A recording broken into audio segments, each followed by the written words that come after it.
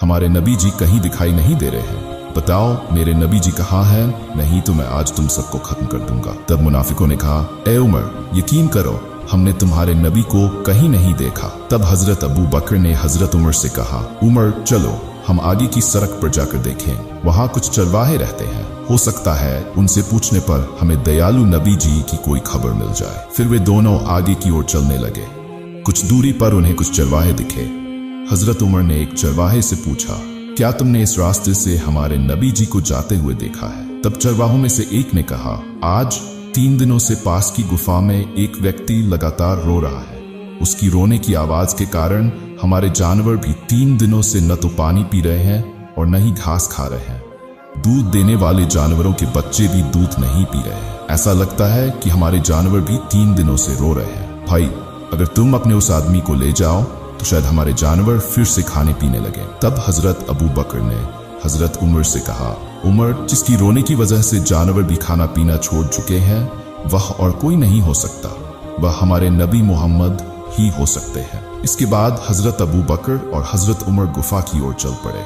जब वे गुफा के अंदर पहुंचे तो उन्होंने देखा कि हमारे नबी जी सिजदा में पड़े हुए उम्मती उम्मती कहते हुए रो रहे हैं। तब हजरत उमर ने नबी जी से कहा, या रसूल अल्लाह, हम आपको 3 दिनों से खोज रहे हैं, हमने आपको ढूंढते हुए थक गए हैं। नबी जी, आप यहाँ अपनी उम्मत के लिए रो रहे हैं और हम आपके लिए पागल हो गए हैं। या रसूल अल्लाह, आप उठिए, हम आपको लेने आए हैं।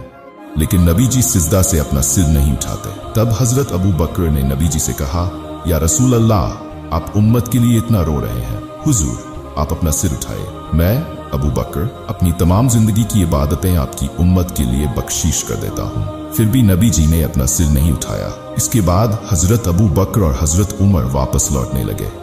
रास्ते में उनकी मुलाकात हजरत अली से हुई।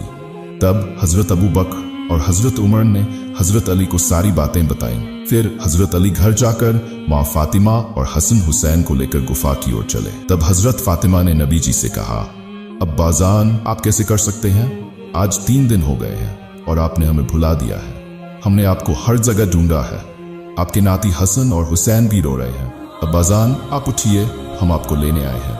फिर भी नबी जी ने अपना सिर नहीं उठाया। अब हजरत फातिमा ने नबी जी से कहा, या रसूल अल्लाह, मैं फातिमा वादा करती हूँ कि मैं अपने प्यारे बच्चे हसन और हुसैन को आपकी उम्मत के लिए कुर्बान कर दूंगी। तब अल्लाह ने हजरत जिब्राइल को भेजा और कहा, ए जिब्राइल, तुरंत जाकर मेरे दोस्त से कहो कि वे अपना सिर उठाएं और रोना बंद करें। उन्हें बता दो कि मैं अल्लाह वादा करता हूँ कि अपने दोस्त से पूछे बिना उनकी किसी भी उम्मती को मैं जहन्नम में नहीं डालूंगा।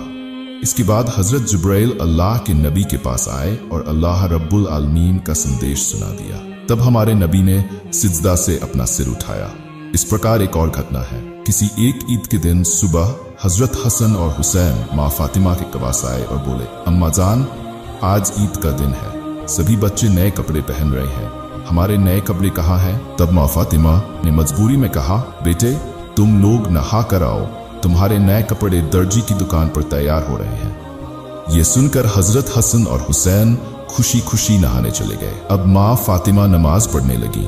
2 रकात नमाज पढ़कर उन्होंने अल्लाह से दुआ की, ऐ मेरे रब, मैंने अपने बच्चों को समझा दिया है कि वे नहा कर आएंगे तो उन्हें नए कपड़े मिलेंगे, लेकिन मेरे पास तो नए कपड़े देने की कोई सामर्थ्य नहीं है। ऐ रब्बुल आलमीन, अगर वे नहा कर आएंगे और नए कपड़े नहीं मिले तो वे कहेंगे कि नबी की बेटी होकर मैंने झूठ बोला।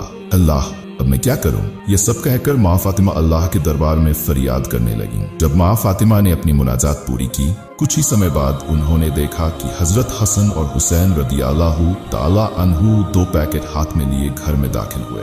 इसके बाद माँ फातिमा ने उनसे पूछा, बेटा तुम्हारे हाथ में क्या है? हजरत हसन और हुसैन ने जवाब दिया, अम्मा जान, बाहर दर्जी ने हमें 2 कपड़ों के पैकेट दिए हैं। माँ फातिमा ने पैकेट खोला और खूबसूरत कपड़े देखकर अल्लाह का शुक्र अदा किया। कुछ दिनों बाद पैगंबर दुनिया से चले गए। पैगंबर की दुनिया छोड़ने के 2 दिन बाद हजरत अबू बकर रदियल्लाहु ताला अन्हु अकेले कहीं जा रहे थे। रास्ते में उन्होंने देखा कि शैतान इब्लीस खड़ा होकर रो रहा है। हजरत अबू बकर ने इब्लीस से पूछा, हे इब्लीस, तुम क्यों रो रहे हो? आज तो तुम्हारे खुश होने का दिन है क्योंकि पैगंबर दुनिया से चले गए हैं। इब्लीस ने जवाब दिया, भाई अबू बकर, पैगंबर की दुनिया छोड़ने पर मैं खुद हैरान हूँ। मैं जानता हूँ कि अल्लाह ने मुझे जो सजा दी है, कयामत के बाद मुझे हमेशा जहन्नम की आग में रहना होगा। मैं जानता हूँ कि जहन्नम की सजा कितनी कठिन होगी, इसलिए मैं पैगंबर से मिलकर अल्लाह से माफ़ी की गुजारिश करना चाहता था। लेकिन जब भी मैं पैगंबर के पास गया, वह कभी अकेले नहीं मिले। अब जब पैगंबर दुनिया से चले गए हैं, मेरी माफ़ी की उम्मीद भी खत्म हो गई है। इसके बाद हजरत अबू बकर चुपचाप आगे बढ़ गए। पैगंबर की दुनिया से जाने के 6 महीने बाद हजरत अली रदियल्लाहु ताला अन्हु फर्ज की नमाज अदा करके घर लौटे तो देखा कि माँ फातिमा रो रही थी। हजरत अली ने उनसे पूछा, हे फातिमा, क्या तुम्हारी तबीयत ठीक नहीं है? फातिमा ने जवाब दिया, हे अली, आज मेरी तबीयत बहुत खराब है। मैंने एक सपना देखा है जिसके बाद मुझे कुछ भी अच्छा नहीं लग रहा। हजरत अली ने सपने के बारे में पूछा। तब फातिमा ने कहा, मैंने रात को सपना देखा कि मेरे अब्बा पैगंबर मेरे घर में आकर मुझे ढूंढ रहे थे। जब मैं उनके पास गई तो उन्होंने कहा, बेटी, मैं तुम्हें ढूंढ रहा था। सुनो, आज तुम रोजा रखोगी और सहर अली के दस्तरखान से और इफ्तार मेरे दस्तरखान से करोगी। हजरत अली समझ गए कि फातिमा शायद आज दुनिया से जाने वाली है। वह फातिमा के पास बैठकर रोने लगे। थोड़ी देर बाद हजरत हसन और हुसैन आए और देखा कि उनके माता पिता रो रहे हैं। उन्होंने पूछा, अम्मा जान, आप क्यों रो रही हैं?